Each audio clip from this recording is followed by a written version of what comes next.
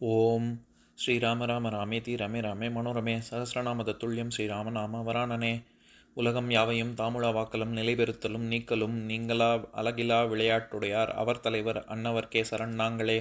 எத்திர எத்திர ரகுநாத கீர்த்தனம் தத்திர தத்திர கிருத்தமாஸ்தகாஞ்சலிம் வாஷ்பவாரி பரிபூர்ணலோச்சனம் மாருதிம் நமது ராட்சசாந்தகம்.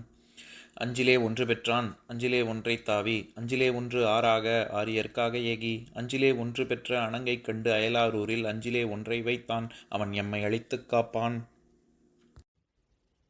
இன்னைக்கு நம்ம கம்பராமாயணத்துல பாலகாண்டத்துல திருஅவதார படலத்துல 14வது பாட்டு பார்க்க போறோம். ஆடினர் பாடினர் அங்கும் இங்குமாய் ஓடினர் உவகை மானரவு உண்டு ஓர்கிலார் வீடினர் அரக்கர் என்று உவக்கும் விம்மலால் சூடினர் முறைமுறை துவளத் தாழ்மலர். இதான் பாட்டு. இப்ப பதம் பிரிச்சு பொருள் பார்க்கலாம். அரக்கர் வீடினர் என்று உவக்கும் விம்மலால், அசுரர்கள் இறந்து பட்டார்கள் என மனம் மகிழும் பொறுமலால் உவகையாம் நரவம் உண்டு உவகை மா நரவு உண்டு ஓர்கிலார். அத்தேவர்கள் மகிழ்ச்சி என்னும் தேனை பருகி எதுவும் அறியாதவர்களாய் ஆடினர் பாடினர் அங்கும் இங்குமாய் ஓடினர், ஆடியும் பாடியும் அங்கும் இங்குமாய் ஓடியவர்களாக துவளத் தாழ்மலர் முறைமுறை சூடினர். அப்பரமனது துழாய் மணக்கும் பாதமலர்களை வரிசை வரிசையாகச் சென்று வணங்கி தலையில் சூடிக்கொண்டார்கள். இப்ப நம்ம இந்த பாட்டுல இருக்கக்கூடிய நயங்களை பார்க்கலாம். நம்ம போன பாட்டுல இது பிரம்மா சிவன் கிட்டையும் தேவர்கள் கிட்டையும் அந்த மேருமலையில இந்த மாதிரி விஷ்ணு தான் காப்பாத்தணும் அப்படின்னு சொல்லிக்கிட்டு இருக்கும் போதே விஷ்ணு தோன்றினார், லட்சுமியுடன் தோன்றினார், காட்சி கொடுத்தார் கருடன்ல அப்படின்னு நம்ம பார்த்தோம்ல. அதை தொடர்ந்து அப்படி பார்க்கும் அந்த மாதிரி காட்சி கொடுக்கும் போதே தேவர்கள்லாம் ஆடவும் பாடவும் மகிழ்ச்சி கழிப்புல ரொம்ப ஆடவும் பாடவும் கொண்டாடவும் இருந்தாங்க அப்படிங்கறத வர்ணிக்கிற பாட்டு தான் இது. இதுல இன்னும் விஷ்ணு நான் உங்களை காப்பாத்துறேன் அப்படின்னு தேவர்கள்ட்ட வாக்குறுதி வாய்மை அதை கொடுக்கவே இல்லை இன்னும். ஆனா எந்த அளவுக்கு இவர்கள் நம்பிக்கை கொண்டவர்கள் அப்படிங்கறத குறிக்கிறதுக்கு தான் இப்படி சொல்றாரு. அதாவது என்னன்னா, இப்ப நம்ம யாரோ ஒருத்தவங்க இப்ப நம்ம ரொம்ப மதிப்பு கொடுக்கிற ஒரு ஆள் நம்ம வீட்லயே எது நடந்தாலும் அவர் நம்ம ஏதோ ஒண்ணு பண்ணி நம்மள குடும்பத்தை காப்பாத்திடுவாரு அப்படின்னு ஒரு நம்பிக்கைக்கு பாத்திரமா இருக்கக்கூடிய ஒருத்தர், தாத்தாவோ அப்பாவோ ஒரு உயர்ந்த ஸ்தானத்துல இருக்கிறவரு, அவர்கிட்ட ஒரு விஷயத்த சொன்ன உடனேவே அவர் பார்த்துப்பாரு, இல்லாட்டி அவர் உள்ள வராரு, அவர்கிட்ட இன்னும் விஷயத்த நம்ம சொல்லவே இல்லை, அது சொல்றதுக்கு முன்னாடியே அவர் வந்தாருனாலே அப்பாடா நம்ம பிரச்சனை எல்லாம் தீர்ந்தது அப்படின்னு நம்ம நினைப்போம்ல. இன்னும் விஷயம் என்னன்னு நம்ம சொல்லிருக்கவும் மாட்டோம். அவர் சரி நான் பாக்குறேன், நீ கவலைப்படாத, நான் பாத்துக்கிறேன் அப்படின்னு அவர் சொல்லிருக்கவும் மாட்டாரு. எதுவுமே நம்மளும் சொல்லல, அவங்களும் வாக்குறுதி கொடுக்கல. ஆனா அவர் வந்த உடனே அப்பாடா இவர் வந்துட்டார், இனிமே நமக்கு பிரச்சனை இல்லை அப்படின்னு நமக்கு சில பேருக்கு தோணும்ல. அந்த மாதிரி தேவர்களுக்கு விஷ்ணு தோன்றின உடனேயே இவர்களுக்கு எல்லாருக்கும் தோணிச்சு. அதுல ஆட்டமும் பாட்டமும் இன்னும் ஒரு வாக்குறுதியை கொடுக்கல, அதுக்கு முன்னாடியே ஆட்டமும் பாட்டமும் ஆரம்பிச்சுட்டாங்க அப்படின்னு சொல்றாரு. அப்படின்னா எந்த அளவுக்கு அவர் காக்கும் தெய்வம் அப்படிங்கிற நம்பிக்கை இவர்களுக்கு எல்லாம் இருக்கு. கண்டிப்பா அரக்கர்கள்லாம் அழிவார்கள் அப்படிங்கிற மகிழ்ச்சியில அவங்க ரொம்ப சந்தோஷப்பட்டாங்க அப்படிங்கறத இந்த பாட்டினுடைய கருத்து. இப்ப இதுல அரக்கர் வீடினர் அப்படிங்கிறது, வீடினர்னா வீழ்ந்தனர், இறந்து பட்டாயோ அவங்க இறக்க போறாங்க அப்படின்னு அர்த்தம். அதே மாதிரி நரவு அப்படிங்கிற சொல் நான் ஏற்கனவே சொல்லியிருக்கேன். அதாவது நறு அப்படிங்கிற சொல்லுல இருந்துதான் நரவம், நரவு, நறுமணம் இதெல்லாம் வந்திருக்கு. அதனால நரவுனா தேன், கள், வாசனை, இந்த மாதிரி எல்லாம் அர்த்தம் நம்ம ஏற்கனவே பார்த்திருக்கோம். அதாவது ஒரு 39வது பாட்டுல தெள்வெளி செரியாழ்ப்பாணர் தேம்பிழி நரவம் மாந்தி அப்படின்னு வர்ற இடத்துல நரவம் அப்படிங்கிற சொல், அதாவது அவர்கள் வாசிப்பது தேன் போன்று இருந்தது அப்படிங்கிற இதுவா இருக்கட்டும்.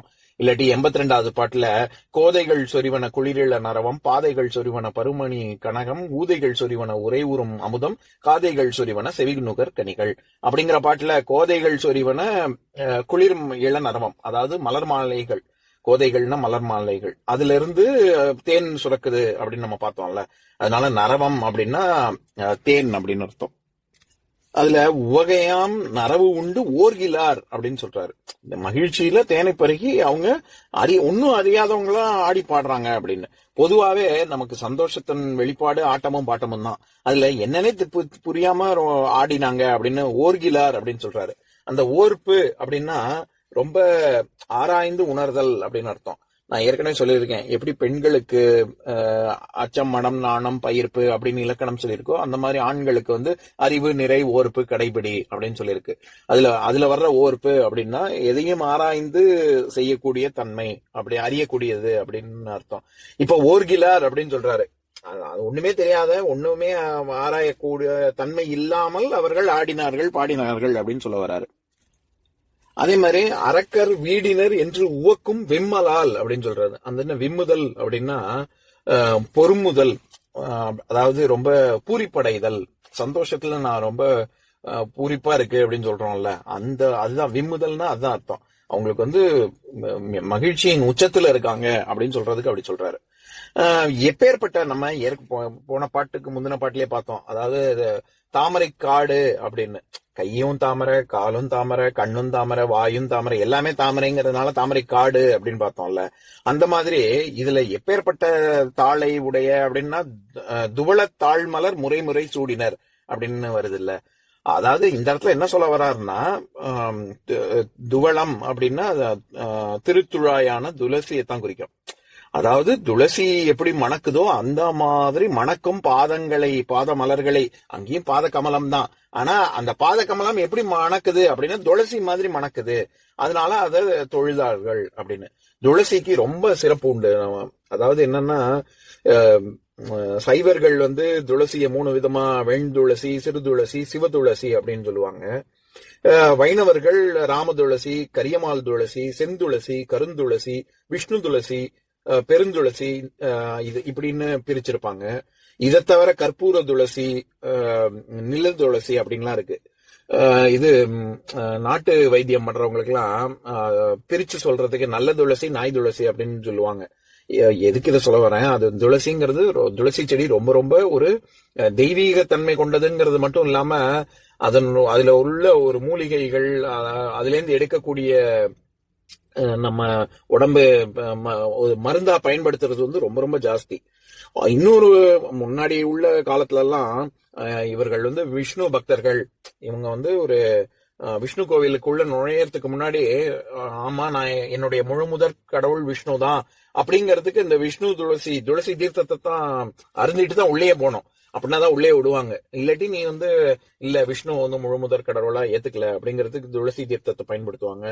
அதுவும் இன்னும் முன்னாடி காலத்துல எல்லாம் வந்து எப்படி நம்ம இப்போ வந்து நான் சொல்வதெல்லாம் உண்மையை தவிர வேறில்லை அப்படின்னு பகவத்கீதையை வச்சு சாட்சி சொல்றதுக்கு முன்னாடி எப்படி அதை தொட்டு நம்ம சொல்றோமோ, அந்த இந்த ஊர்ல எல்லாம், யுஎஸ்ல எல்லாம் பைபிள் வச்சு சொல்றாங்கல்ல, ஒவ்வொரு ஊர்லயும் ஒவ்வொன்னு குரான் வச்சு சொல்றாங்க. அந்த மாதிரி அந்த காலத்துல இது வழக்காடு மன்றங்கள்ல பொதுவா யாராவது சாட்சி சொல்லணும் அப்படின்னா இந்த துளசி தீர்த்தத்தை தான் அவங்க அதை வச்சுதான் அவங்க சத்தியமே பண்ணுவாங்க.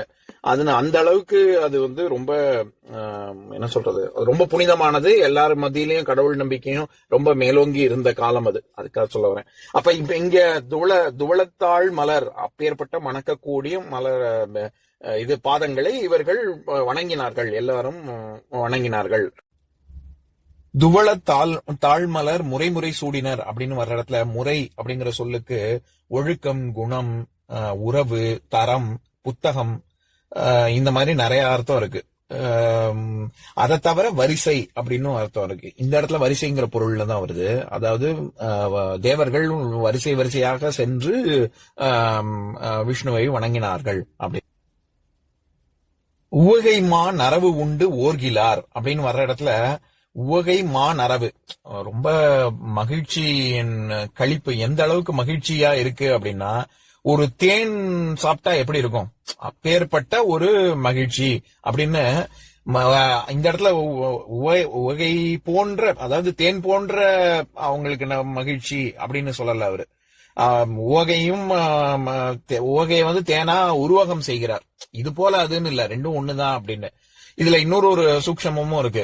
தேவர்கள் வந்து அமிர்தமே பருகினவர்கள். அப்போ இது அமிர்தம் மாதிரி இருக்கு அப்படின்னு சொல்லியிருக்கலாம். ஆனா அவர் வந்து அமிர்தம் மாதிரின்னு சொல்லல, தேன் மாதிரின்னு சொல்றாரு.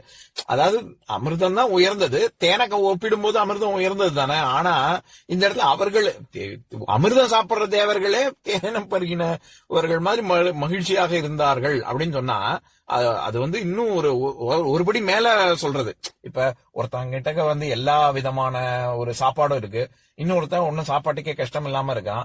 அப்ப அவனுக்கு ஒரு ஏதோ ஒண்ணு கிடைக்குதுன்னா சரி, அது ஒண்ணுமே இல்ல, நமக்கு இது இருக்கு, இது போதும் அப்படின்னு அவனுக்கு ரொம்ப மகிழ்ச்சி இருக்கும். எல்லாம் பல வகை பதார்த்தங்கள் இருக்கிறவன்ட்ட போய் நான் தோசை வச்சுக்கோன்னு சொன்னா எப்படி இருக்கும்? அப்போ அவன் என்கிட்ட தான் இத்தனை இருக்கே அப்படின்னு. ஆனா அந்த மாதிரி தேவர்கள் இத்தனையும் அமிர்தமே உண்டவர்களுக்கு தேனை போன்ற இதுன்னா அப்போ அது இன்னும் ஒரு படி உயர்த்தி சொல்வதற்காக அப்படி சொல்றாரு அப்படின்னு சொல்றாரு. நான் பாட்டை இன்னொரு தடவை படிக்கிறேன், கேளுங்க. ஆடினர் பாடினர் அங்கும் இங்குமாய் ஓடினர், உவகை மான் அரவு உண்டு ஓர்கிலார், வீடினர் அரக்கர் என்று உவக்கும் விம்மலால் சூடினர், முறைமுறை துவளத் தாழ்மலர். இன்னொரு நாள் இன்னொரு பாட்டு பார்க்கலாம்.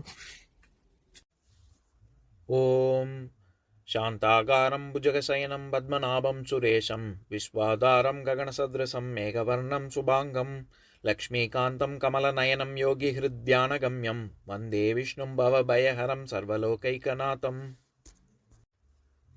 உம்பரோடு இம்பர்காரும் உலகம் ஓர் ஏழும் ஏழும் எம்பெருமான் என்று ஏத்தி இறைஞ்சி நின்று ஏவல் செய்ய, தம்பியரோடும் தானும் தருமமும் தரணி காத்தான், அம்பரத்து அனந்தர் நீங்கி அயோத்தியில் வந்த வள்ளல். ஓம் பூர்ணமதః பூர்ணமிதம் பூர்ணாத் பூர்ணமுதஸ்யதே பூர்ணஸ்ய பூர்ணமாதாய பூர்ணமேவாவசிஷ்யதே. ஓம் சாந்தி சாந்தி சாந்திः. ஓம் சர்வேஷாம் ஸ்வஸ்திர்பவது, சர்வேஷாம் சாந்திர்பவது, சர்வேஷாம் பூர்ணம் பவது, சர்வேஷாம் மங்களம் பவது. ஓம் சாந்தி சாந்தி சாந்திः. ஓம் சர்வே பவந்து சுகினः, सर्वे सन्तु निरामयाः, सर्वे भद्राणि पश्यन्तु, मा कश्चित् दुःखभाग् भवेत्. ओम शांति शांति शांति।